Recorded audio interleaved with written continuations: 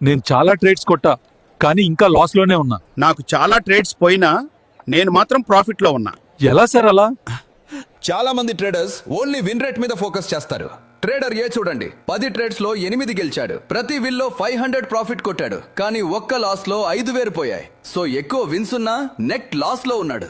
ఇప్పుడు trader B చూడండి, 10 trades లో ఓన్లీ 4 గెలిచాడు, కానీ వీడు ప్రతి ట్రేడ్ లో 1000 రిస్క్ చేశాడు, కొడితే 2000. అంటే రిస్క్ రివార్డ్ రేషియో ముందే క్యాల్కులేట్ చేసి అప్పుడు ట్రేడ్ తీసుకున్నాడు. సో లాస్ అమౌంట్ మీద ఫుల్ కంట్రోల్ ఉంది వీడికి. 6 లాసెస్ లో 6000 పోయాయి, 4 విన్స్ లో 8000 వచ్చాయి, టోటల్ 2000 ప్రాఫిట్. ఇప్పుడు రియల్ చార్ట్ మీద చూడండి, ఎంట్రీ తీసుకున్నారు, స్టాప్ లాస్ సెట్ చేశారు, టార్గెట్ 2000 పెట్టారు.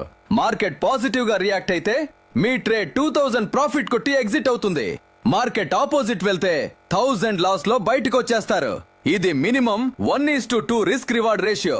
మీకు సెటప్ మీద ఎక్కువ కాన్ఫిడెన్స్ ఉంటే 1:3 కూడా అప్లై చేయొచ్చు. కానీ ఆల్వేస్ మీ ప్రాఫిట్ మరియు లాస్ నంబర్స్ మీద కంట్రోల్ ఉంచుకోండి. ట్రేడ్ పెట్టక ముందే రిస్క్ రివార్డ్ రేషియో డిసైడ్ చేయండి. కానీ ఈ లెక్క పని చేయాలంటే ఈ 3 మిస్టేక్స్ చేయకూడదు. 1, మార్కెట్ ఆపోజిట్ వెళ్తే స్టాప్ లాస్ కిందకి మూవ్ చేయటం. ఇంకొంచెం ఛాన్స్ ఇద్దామని లాస్ ని పెద్ద చేస్తారు, రేషియో బ్రేక్ అవుతుంది. 2, టార్గెట్ రాకముందే ప్రాఫిట్ బుక్ చేయటం. 2000 టార్గెట్ పెట్టి 1000 దగ్గర ఎగ్జిట్ అయితే మీ రేషియో 1:1 అయిపోతుంది. 3, స్టాప్ లాస్ అసలు పెట్టకపోవడం. ఒక్క బ్యాడ్ ట్రేడ్ మీ ఫుల్ అకౌంట్ వైప్ చేస్తుంది. ఈ 3 అవాయిడ్ చేస్తే రిస్క్ రివార్డ్ రేషియో మీకోసం పనిచేస్తుంది.